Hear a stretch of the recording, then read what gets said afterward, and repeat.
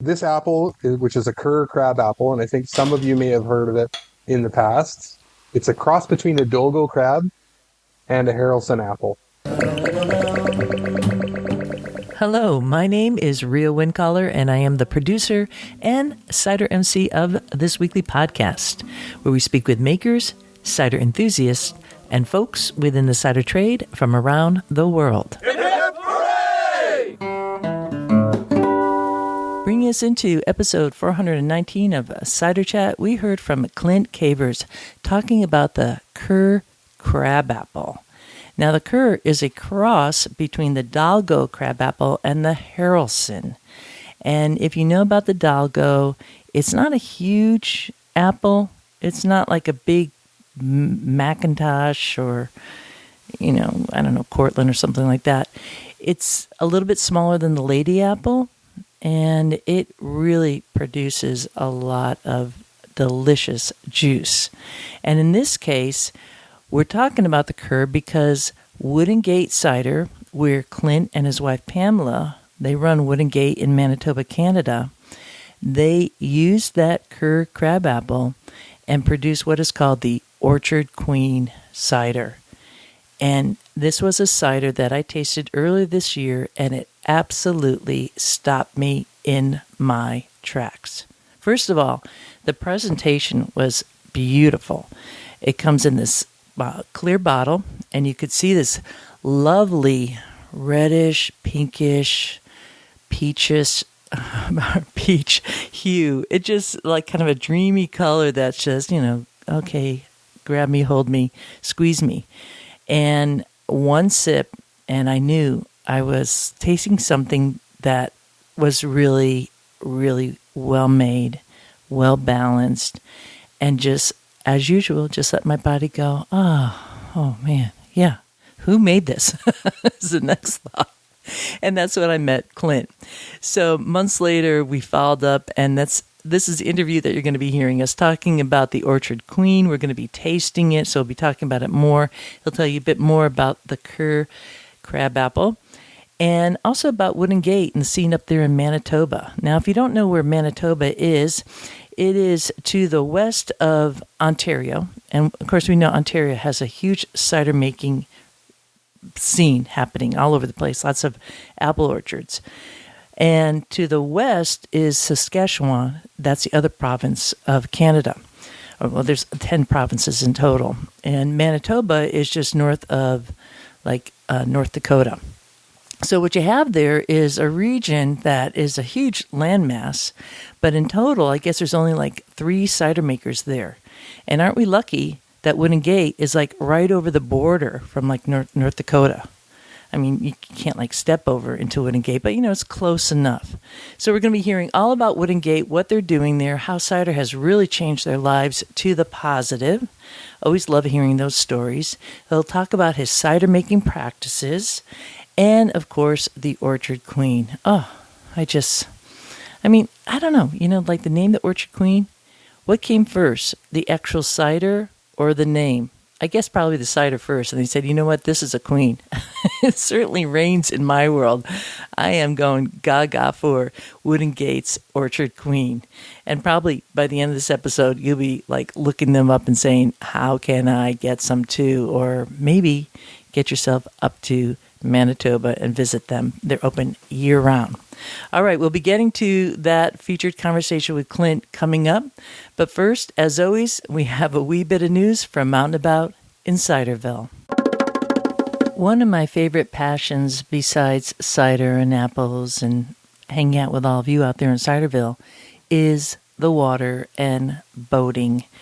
I think I've talked about this in the past, but I've been a boater my entire life. My dad had filled up a little wooden boat at one time, and that was our sandbox. So we were playing in a boat when we were kids. And then I guess I started driving boats when I was 7 years old, and it's just been a lifelong passion of mine. I typically, at this point, I'm not powering around or anything like that. I just like to go out in my boat on the lake and sit there and guess what? Drink cider and swim from the boat and whatnot.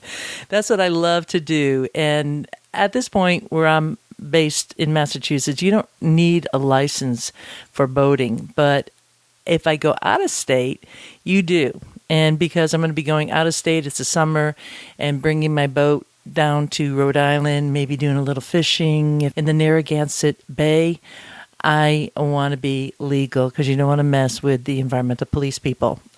Definitely. They seem really chill like rangers, but, they're police officers, and they take boating safety really to the T. And to be honest, so do I. So I took a course. It was evening courses at a local library a couple towns from where I am. And if you know the region where I am, if you've been out to this area, you may have heard of the Quabbin Reservoir. So I was on the opposite side of the Quabbin Reservoir towards Boston in the town of Barre. And they held the course in the library.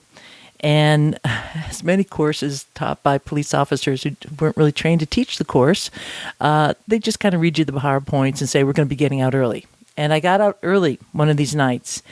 And right up the road was a brewery. Now, I'm also the beer writer for all of Western Mass and the Berkshires, something I've been doing for like 20 years now. This is my route. This is my beat. But this particular part of Massachusetts is not. It's kind of like this, I don't know, like this oasis and yet neglected place where people don't write about it so much. And I knew this brewery. I had stopped there once years ago. But this time I said, well, I'm going to stop. I'm going to get some photos, and I'm going to try to give this person some press here, or the family that owns it. It's a farm family. Well, wouldn't you know, I walk up to the guy who I asked him, I go, are you the brewer? And he goes, no, I'm the owner. It turned out to be farmer Phil Stevens. And to make this story short as possible, because I just want to tell you what a time Phil and I had at Stone Cow, which is now a 1,300-acre farm. Phil is making it happen. He and his family. Holy smokes.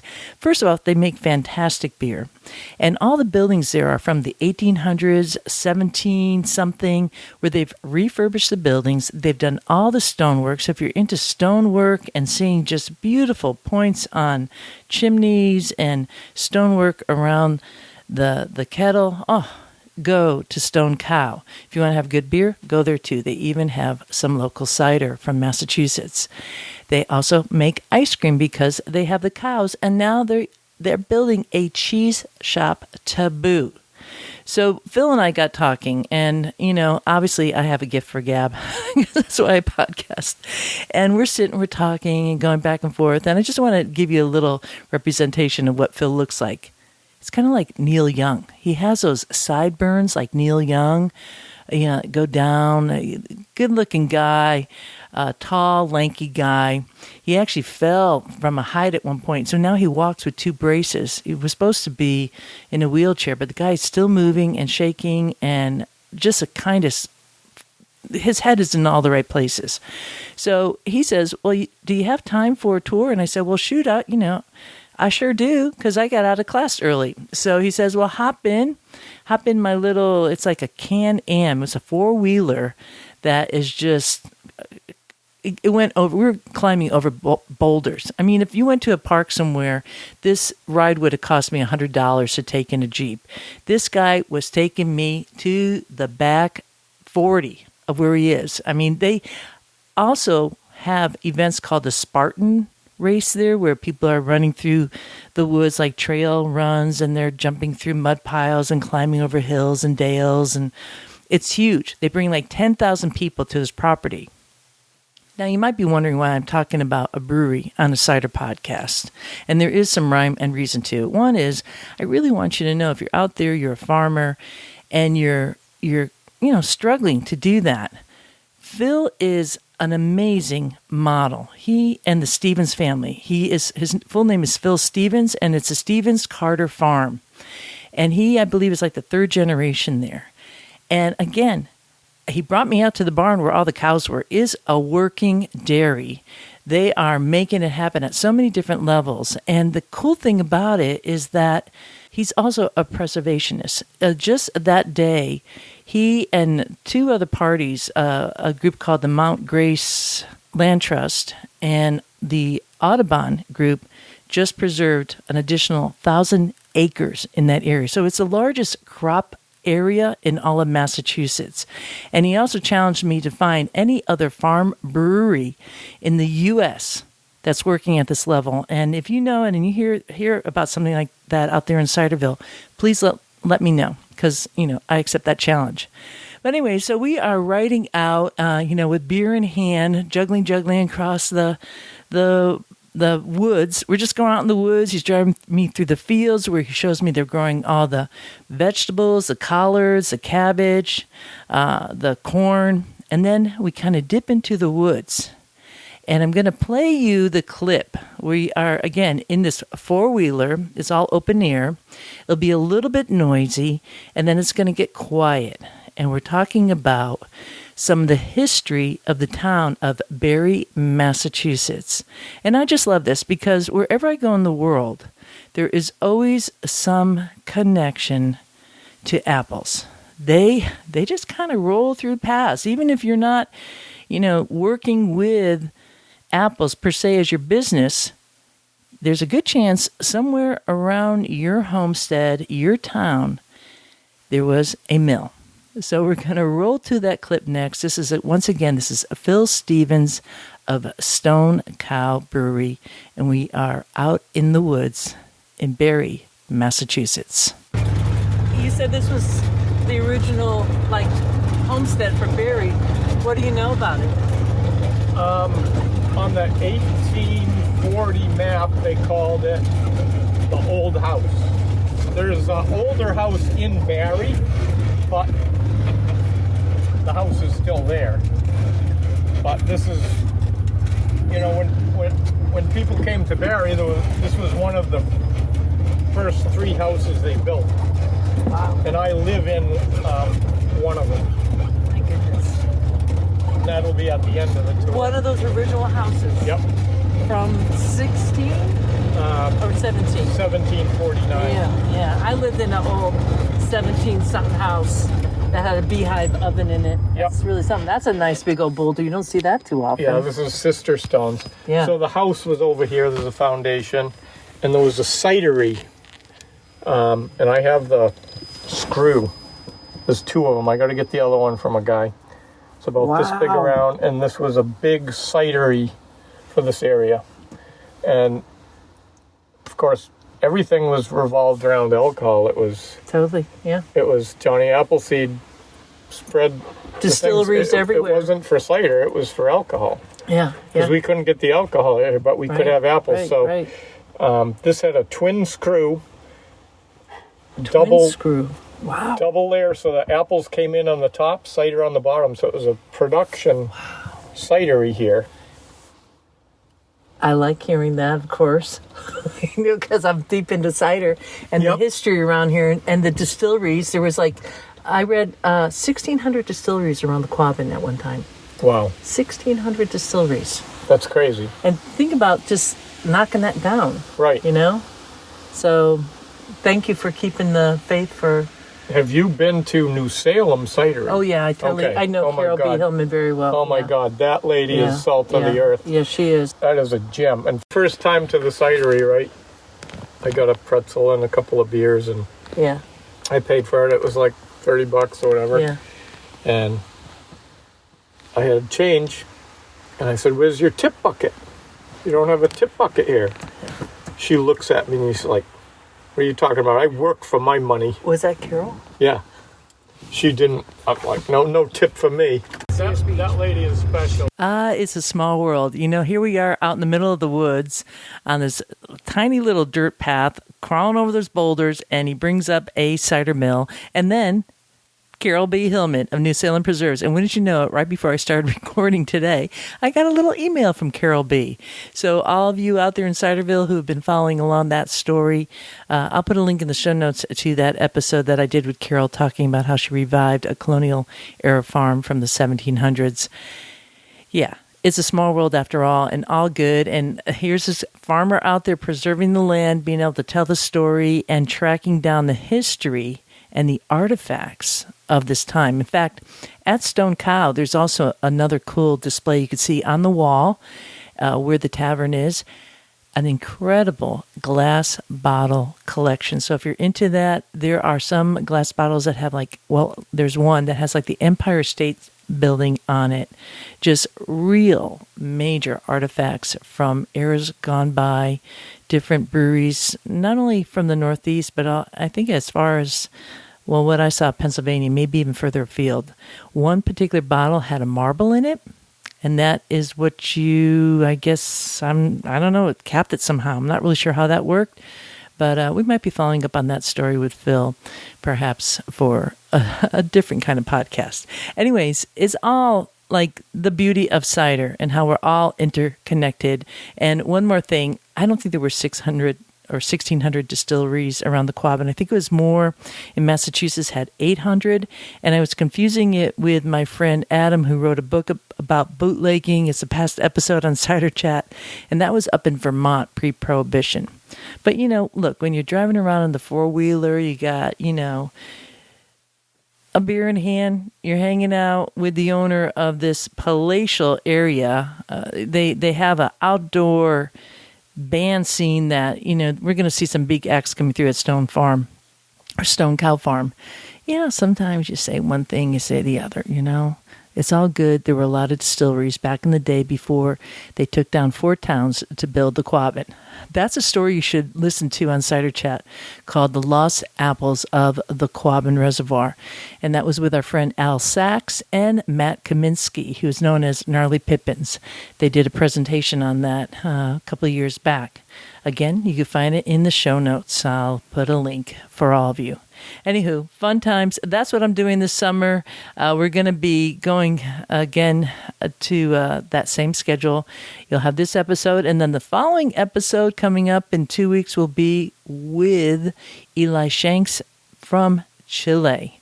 That's a very exciting episode too. So lots of good stuff happening. I'm just filled with total excitement of the world. It keeps on shining back at us. So we're going to go to our next segment of this episode, which is Who's Been Cross-Promoting Cider? Each week this year, we are looking to see who is helping to cross-promote cider, to keep cider in the news. And we have 3 different parties. I'm going to first start with our guest on episode 418, which was Kurt Evans, talking about his design and branding business called Cultivar. And I am saying that very clearly because I totally messed up on the show notes and the title. I was calling it Cultivator. And sometimes I'd call it Cultivar and I'd get it right. But I put it in print as Cultivator. And it is actually Cultivar.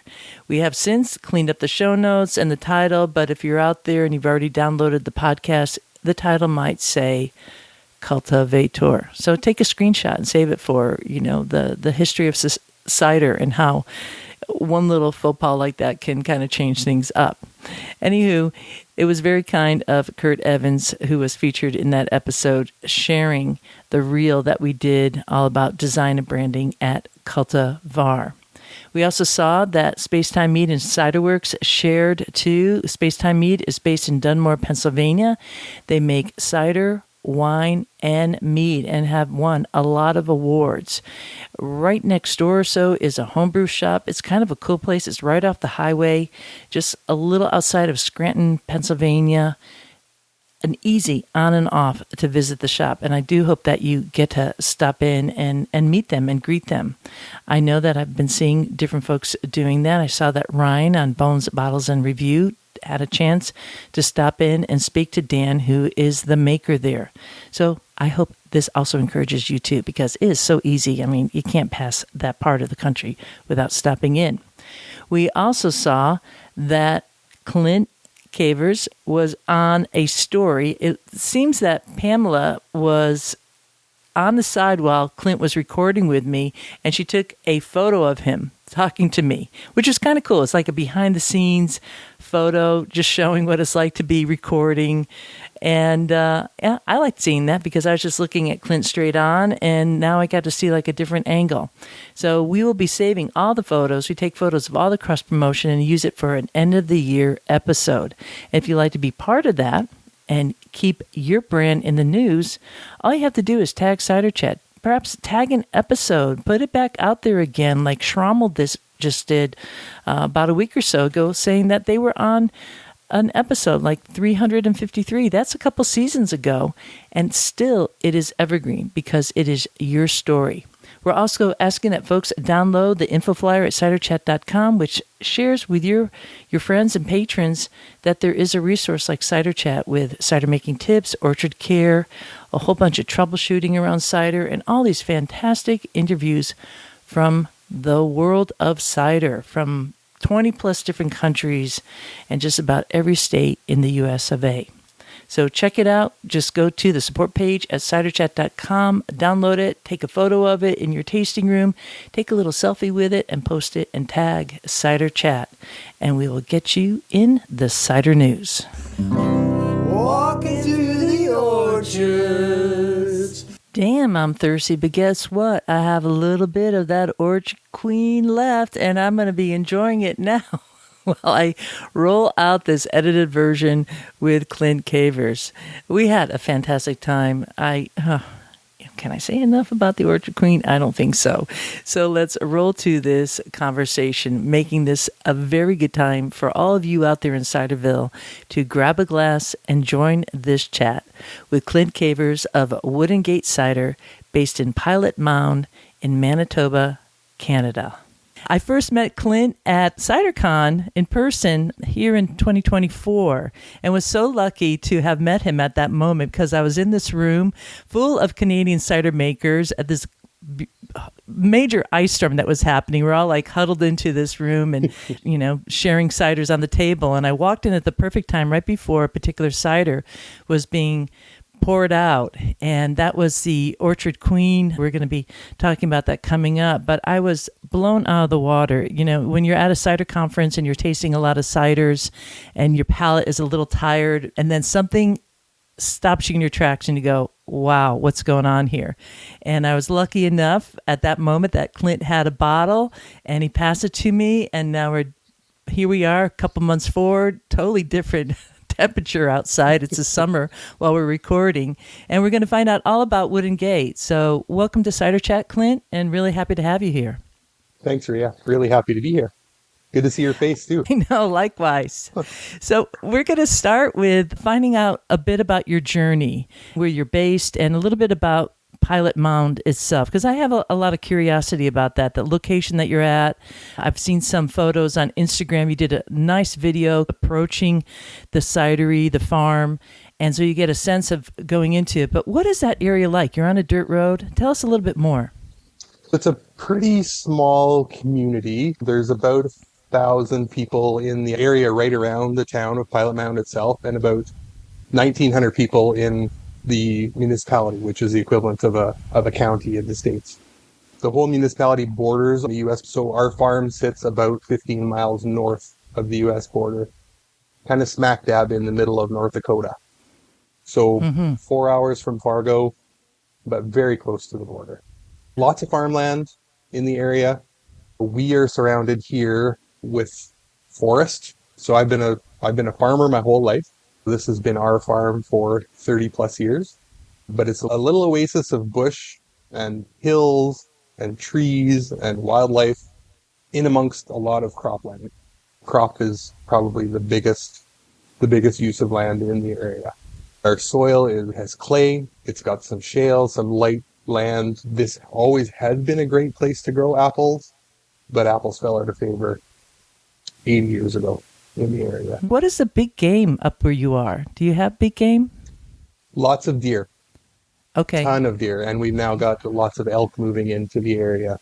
As farmland, cropland takes over and trees get taken out, the elk have moved from further north into the area and are now finding places like ours that are, a little more secluded and a little more treed in for them to have some habitat. When you say crops, what are the crops that are primarily being grown there?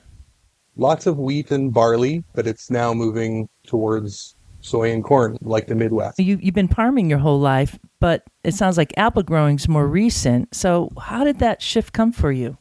It's always been kind of a hobby. We're homesteaders more than we are large farmers. Pam and I, like I said, we've been together for 30 years on this farm. So we've always grown our own food. We've always done as much as we can on our own. I started making wine and cider 25 years ago, probably. Started with fruit wines, and then we realized that there was such a glut of wasted apples in the province every year, people that just don't use them. We started gathering apples, making cider for ourselves. We had some pretty forgiving friends in those first few years, 20 years ago, that would try some things and give us some feedback. But we really were only doing it for ourselves. And our kids left home. We needed something to do that was a little less labor intensive, I guess. We were raising livestock and direct marketing food directly from the farm here, which took a lot of time and a lot of effort. So the kids weren't interested in coming back to the farm at that point in time, which is now starting to change because mom and dad are cool again.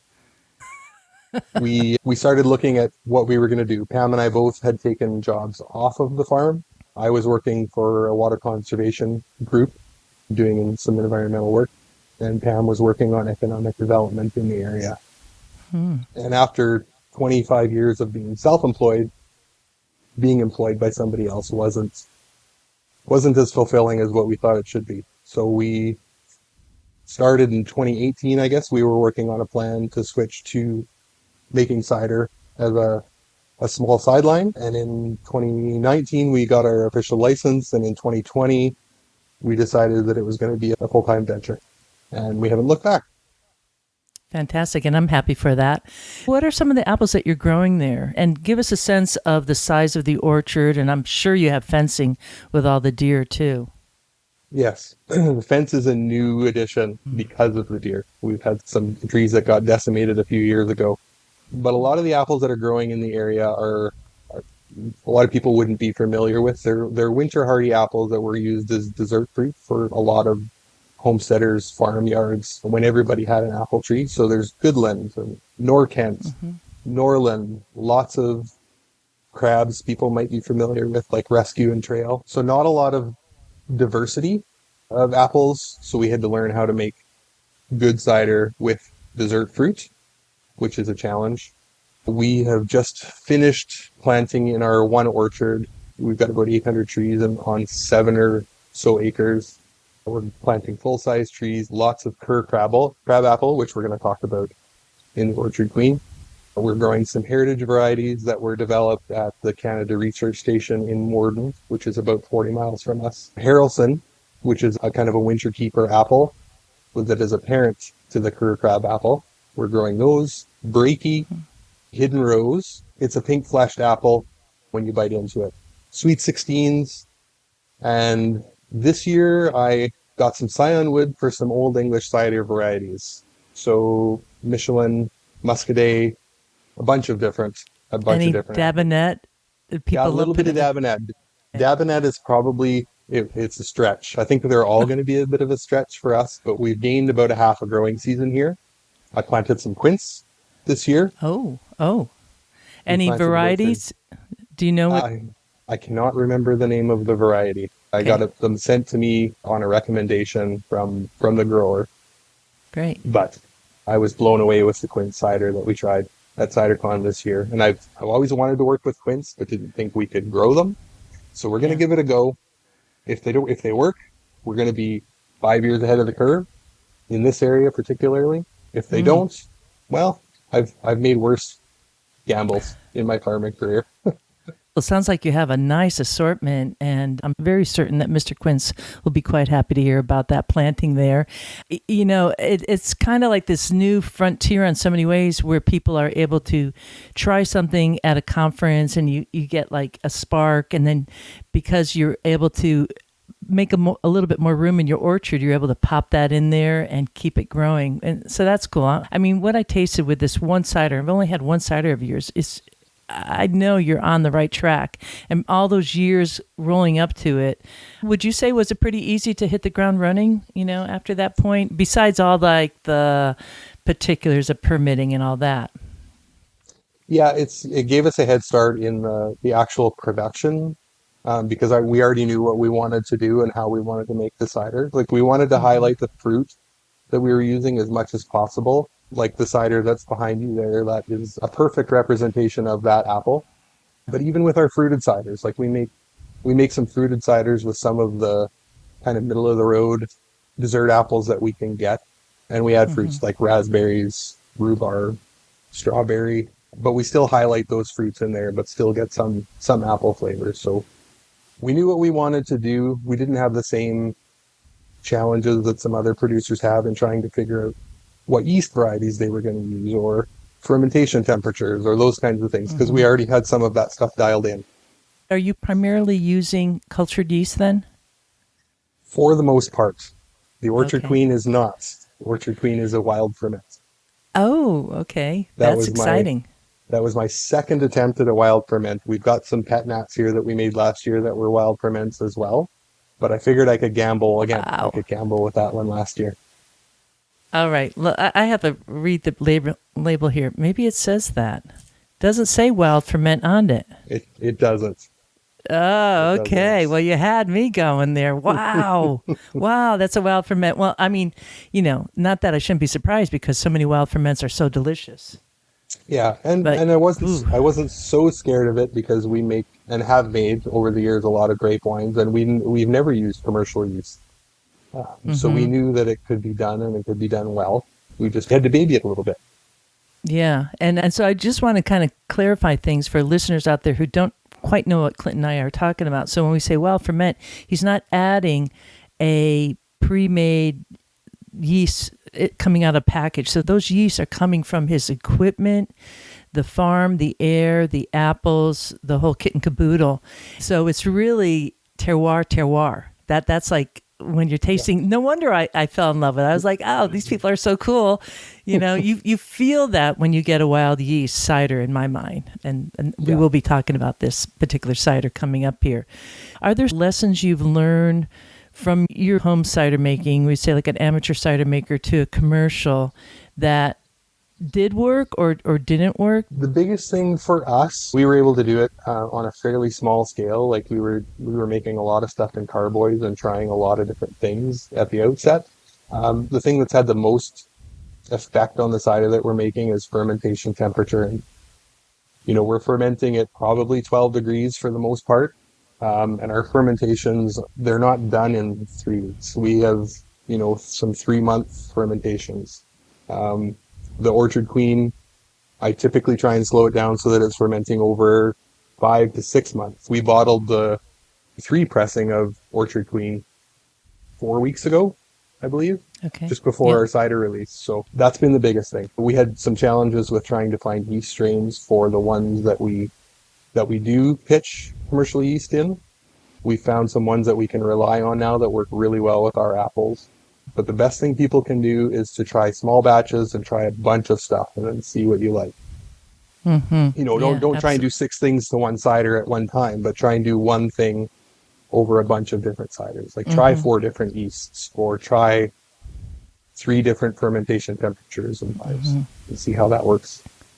That's very good advice. And I think the fact that you have that time to let your cider really mature and condition, it's gone through that primary fermentation and now it's just kind of in that batch. And what size batch are you doing of cider, like for the Orchard Queen? And that seems like that's a yearly cider now. Is that correct? It is a yearly cider. So that one in particular, we're only able to make about 50 cases of it a year because we haven't been able to find too many of those trees around. There's some that have been kicking around since the 60s that are still producing. It was an apple that fell out of such favor because until it freezes, it's kind of valueless. It's so acidic, so tart that nobody wants to use it. But so that one in particular is about 50 cases. Other than that, we're making batches of about 300 gallons of each variety of cider. Okay, that's a pretty workable size for you. Are you looking at scaling up at this point, or is that you're going to stay there? Yeah, we've doubled our production every year in the last, and then now we've got kids coming home, so we're probably going to be scaling up a little bit more. That's great. Though, So, yeah.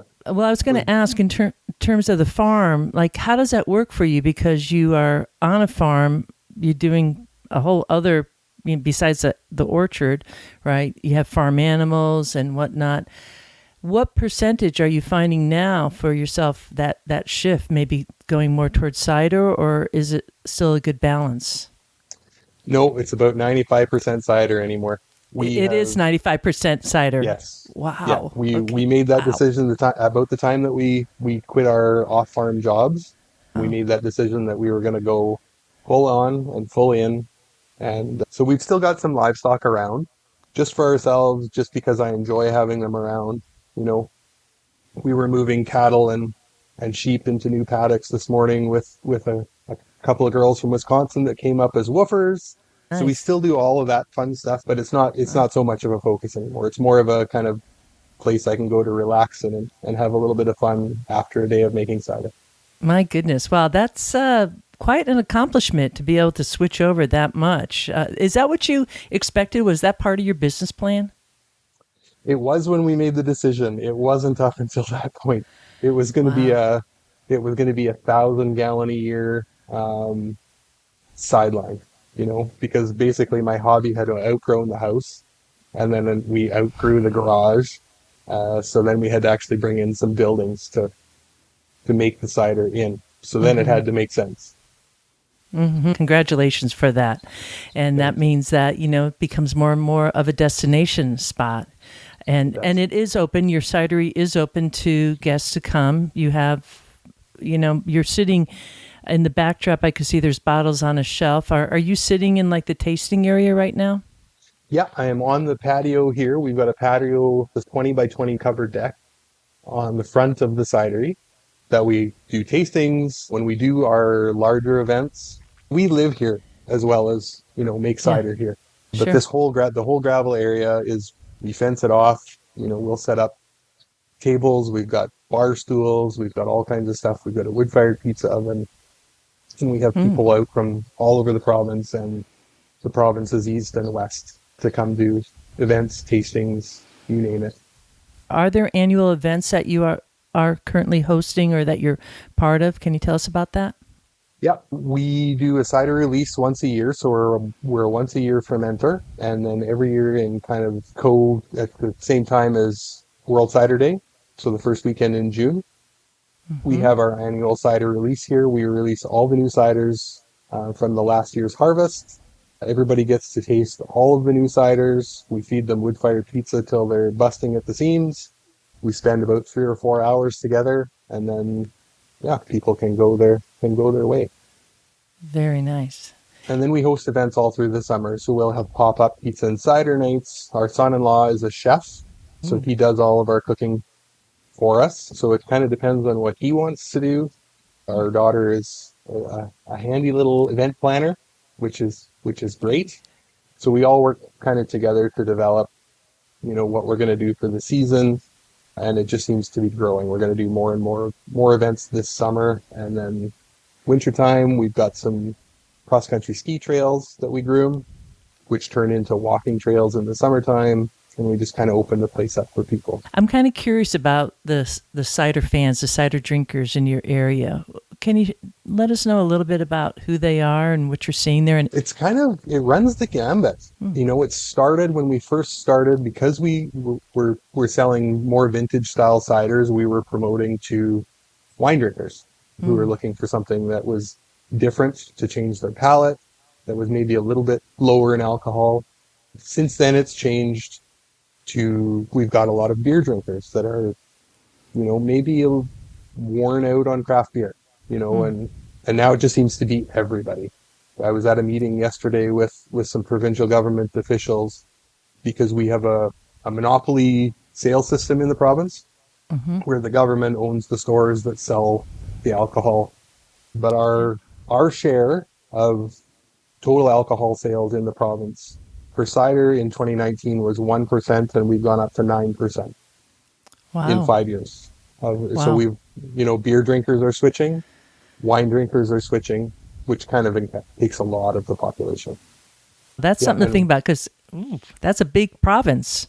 it is. We've got over 1 million people, and we all basically started at the same time. I was working on some regulatory paperwork while the first cidery got started, so I ran down and helped them get their first release out and, help them get started. The other cider maker started the same year we did, but I've known him for 15 years. He's a chef, and we got to know each other back in Yeah. the food days, and that's it. There's three of us. My goodness. Wow. Well, we'll say 3 for now, but who knows? Once the wave kind of catches, then, it continues. An area becomes a destination in my mind when you have that. But wow, that's really great news, Clint. I'm really happy to hear that. And it shows both, one, that you're really welcoming, and two, that you have, as far as I could tell, really quality cider. That's just a winning game right there.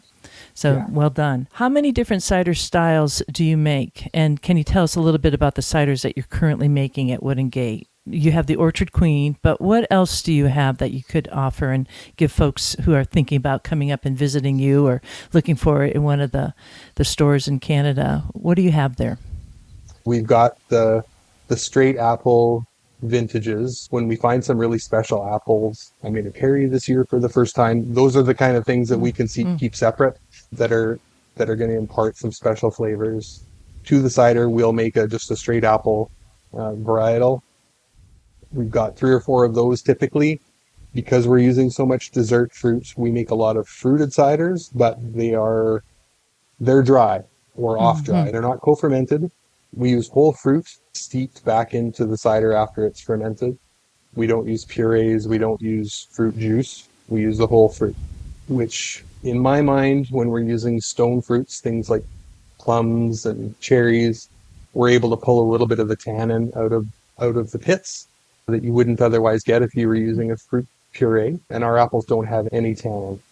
And then we've got a lot of barrel-aged cider. So I've got a fairly large, for us, barrel program. We set aside 1,000 gallons a year to go into barrels, and then we blend that out in various barrel ciders depending on how I want to play with the cider. I never really know until I sit down and look at it and say, this might be good with choke cherries, or this might be good with plum. Tell us a little bit about the barrels you're using. Buffalo Trace bourbon barrels is what we've landed on. We've tried a few different bourbon barrels. We've got a Seagram's distillery really close here, just on the north side of Winnipeg, that makes, I think, Crown Royal for all of North America. But those barrels just did not seem to work with cider very well. The Buffalo Trace or the Kentucky bourbon barrels work really, really well. Do you turn them over after a certain time? Are you really trying to get that bourbon profile in with the cider, or do you then continue once, for listeners who don't know, there's like a certain usage for a barrel that has had a different property in it, like whiskey or bourbon or scotch, etc. And then after a while it becomes neutral. So do you save the barrels and go to neutral profile with it?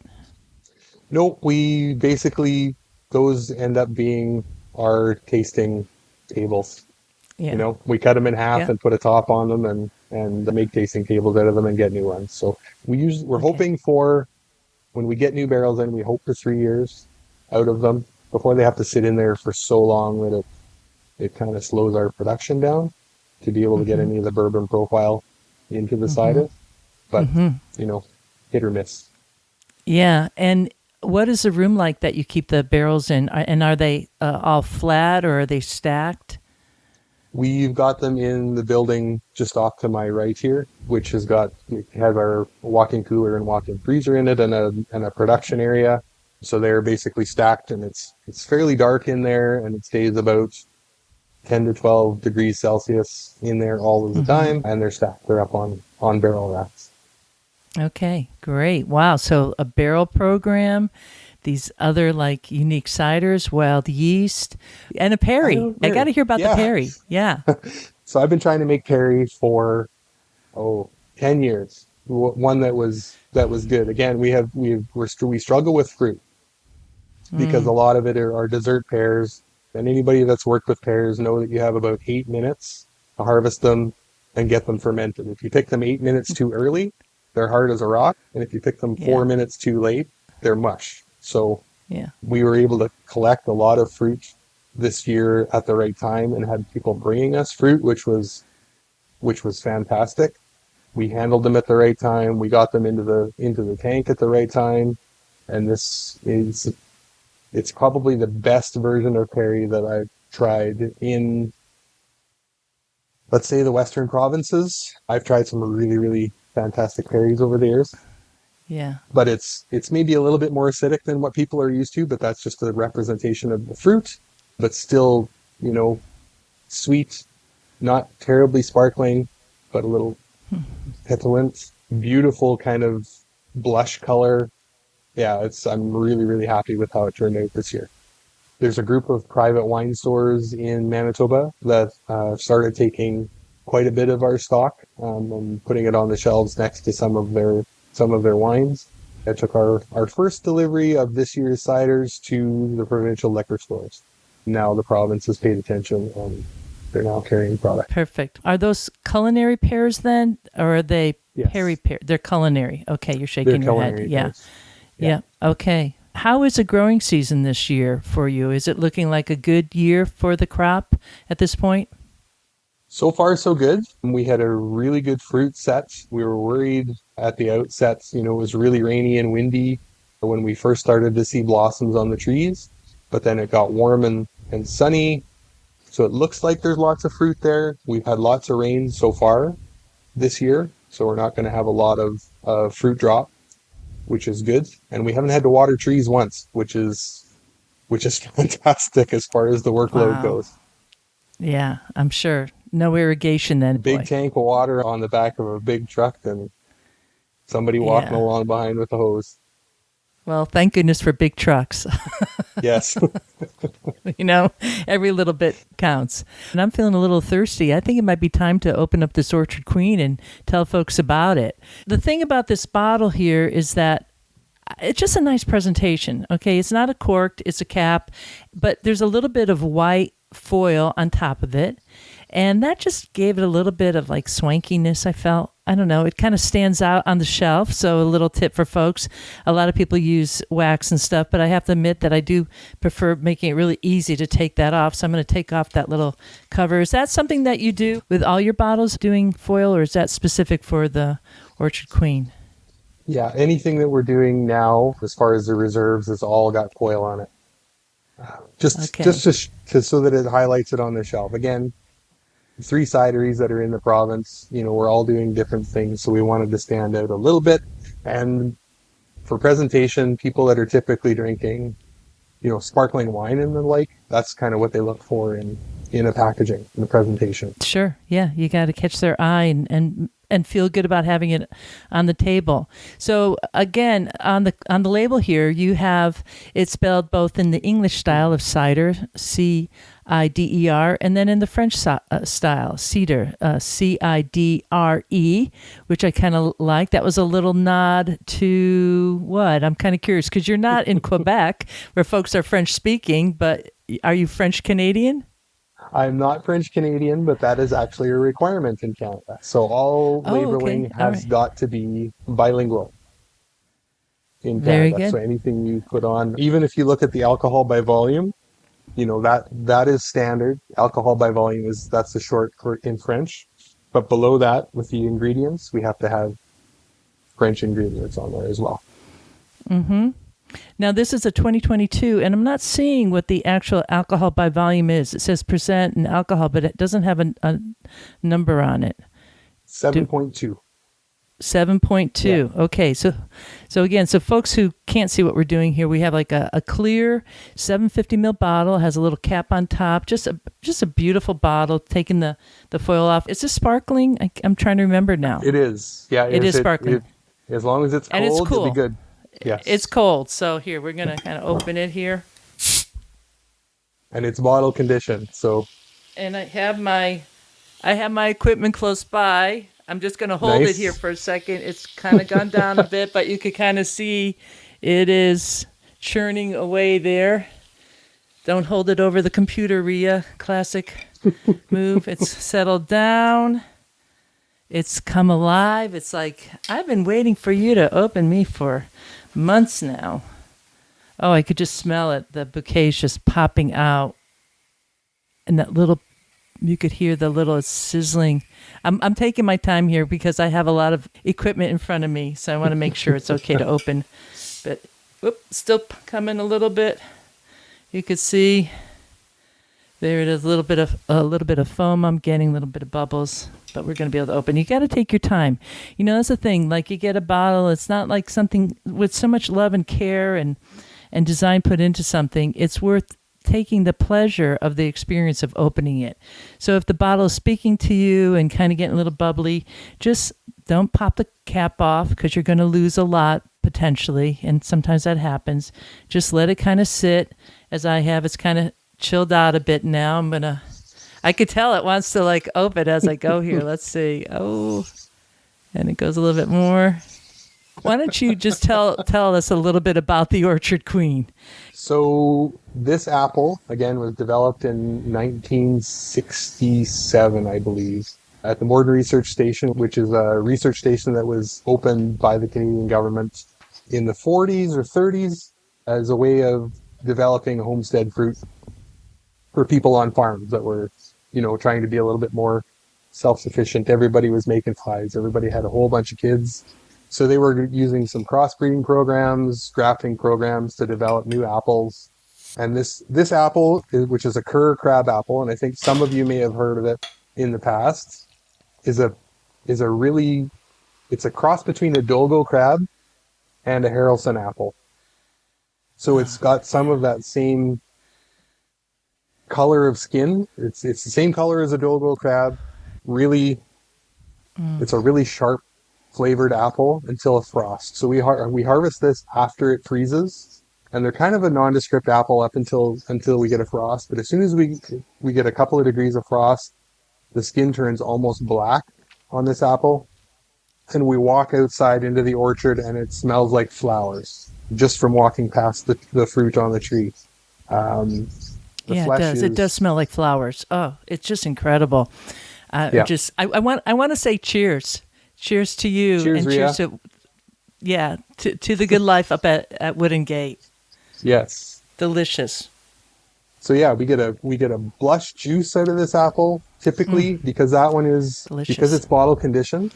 The color fell out of it this year, which was something I've never experienced before. So it was a blush going into the bottle. As soon as it re-fermented in the bottle, the color fell right to the bottom. I'm sure if you look on the bottom of your bottle, you'll see the sediment in there, and it's pink.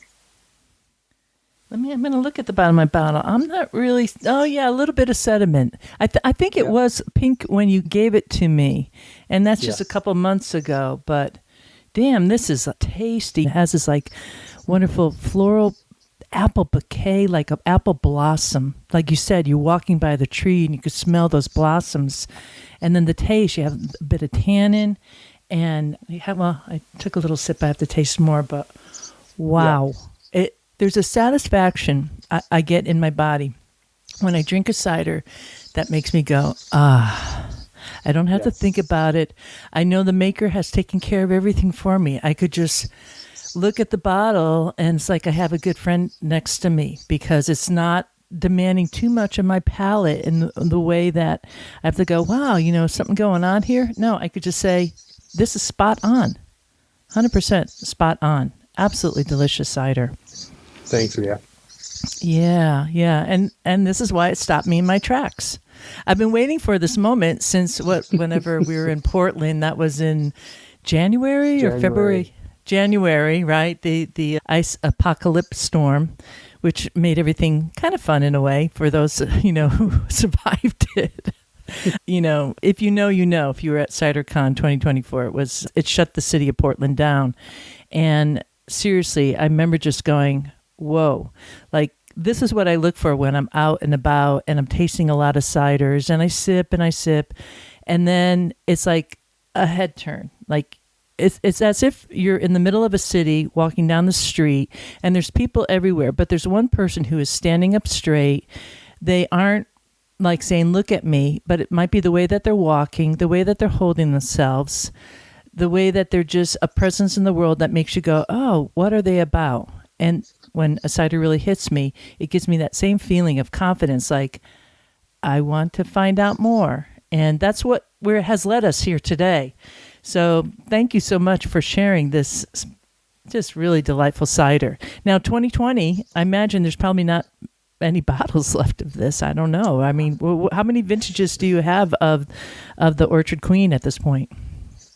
So we're on number 4, but it sells out every year. So I'm actually drinking the 2023 pressing here, which is very similar, but it still has, a little bit of blush color and not it's not bottle conditioned. I did force carbonate this year, but I pulled, once we get down to a little bit, I've got 4 cases of that particular cider that you're drinking left. We do some variety tastings or vintage tastings, pressing tastings, however you want to do it here. So we'll go through and have some people try the same cider from 3 different years when they come to do a tasting, depending on how they want to go through it. So we keep a little bit aside for them, and then we always tuck some aside for ourselves, because I love going back 3 or 4 years, after I've made a cider and trying to see whether I've improved, whether, I can go back to some of those same techniques that I was using 5 years before, and kind of, it just keeps my spark. That's what it does.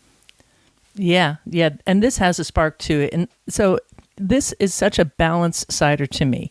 And that means to me that you have the perfect blend of the acid in the cider. It quenches your thirst. It quenches your mouth. It gives like a full covering for your mouth. And there's just enough bass level tannin. Like you're like in the studio, listen to the music. It's just enough bass that you're not like covering your ears, but you're like, damn, yeah, you're drawing me in. And then the aftertaste, you get that full mouth flavor, and then the aftertaste is still there. It's not sweet. It's not Jolly Rancher. It's apple, just drawing you in, bringing you right back to the glass. And at 7.5%, you have this like, fairly low, not super low, but, a very quaffable cider to drink. And I'm so glad that I have the rest of the cider there. And it's only about, 12:30, it just hit noon. So, I'm good. I know you're a little bit earlier out there in Manitoba, but, it's Wednesday and that's Sunset Cider Day. And you know what I'll be saluting tonight with is this spectacular Orchard Queen. Thank you so much for making this. Thank you very much for tasting it. I just high praise coming from Rio Incollet. Well, yeah,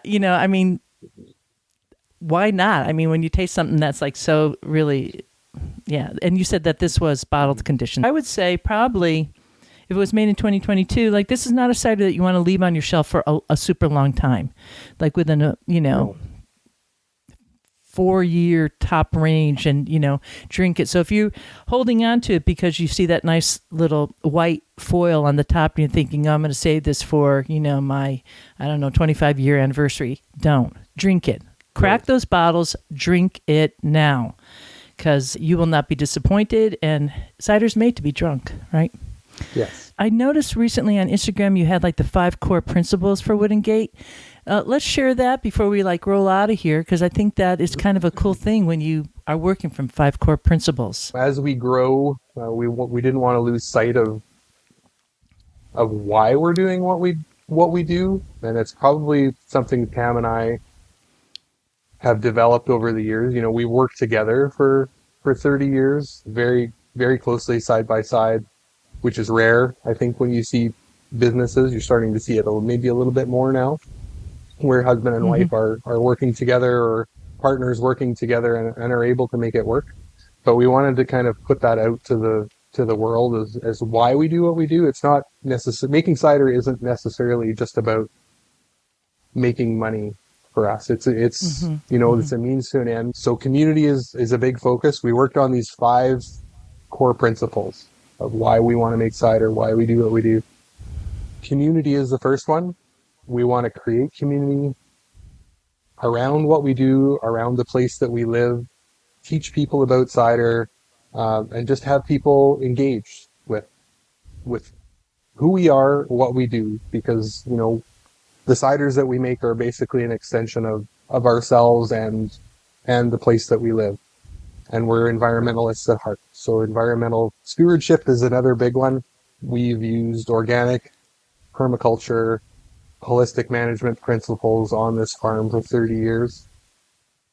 We've never used chemicals here since we took the farm over, and that's kind of one of the things that we wanted to promote. We try and source locally, we try and sell locally. We don't want to get too far out of our sphere. Again, sourcing locally is another one of those. We want to use the fruit that grows here, so we don't import any fruit. Quality is probably the biggest one. So we want to make sure that what we do represents us as well, and it represents the area. So we're not trying to make a cider from Manitoba apples that tastes like it's an English or UK style cider. We want to make cider that shows what we do here and where we live, which is why we try and highlight the fruit as much as we can in what we do. And you have in this Orchard Queen. Oh my God, I'm loving it. Thank you. Well done. Well done. I love the thoughtfulness, the intention, and that kind of lends itself when you're working hand in hand at a farming family. Obviously that speaks volumes that your kids are coming back now, and not just because you're cool, but because you're good people, and you believe in what you're doing, and you make it fun. And that is going to entice people to come from, far and wide to visit your cidery and also to seek out your product. So I'm going to raise this glass again, and thank you very much for sharing your cider, your thoughts, your vision for Wooden Gate. And until the next time that we meet again, thank you for being on Cider Chat. Thanks, Rhea. So much fun, so much fun. I wish you were all raising that bottle of Orchard Queen with Clint and I, but you still can. Check them out. You go to the show notes for episode 419 of Cider Chat. If you can't remember that, just put in the search box at ciderchat.com, Wooden Gate, and it'll bring you right to that episode. You'll see the contact info and some of the things we talked about, some of the particulars for the cidery. And yeah, that's all she wrote. So with that, I leave you here. This is Rhea Windcaller signing off for now. Looking forward to seeing you in Ciderville. Bitter sharp, strange apples, juicy ripe.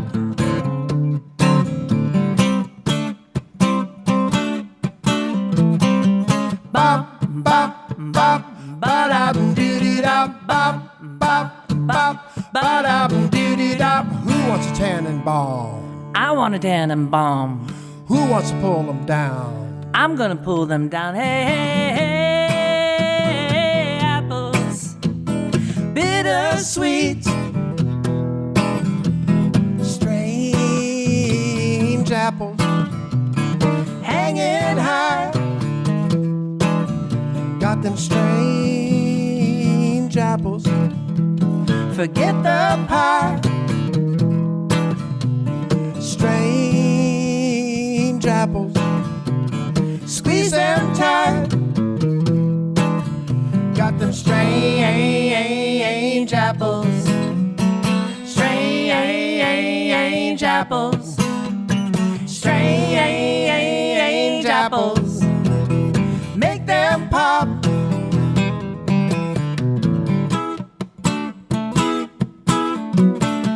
Pop, pop, pop, ba-da-doo-dee-da, pop, pop, pop, ba-da-doo-dee-da. Who wants a tannenbaum? I want a tannenbaum. Who wants to pull them down? I'm gonna pull them down. Hey, hey, hey, hey, hey, apples.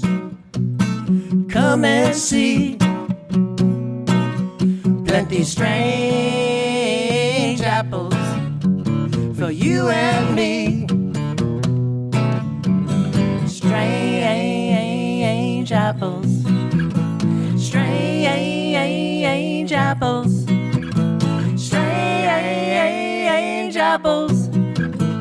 Make them pop. Pop, pop, pop. Ba-da-doo-doo-da. Pop, pop, pop. Ba-da-doo-doo-da. Pop, pop, pop. Ba-da-doo-doo-da. Pop, pop, pop. Pop, pop, pop, pop, pop. Yeehaw!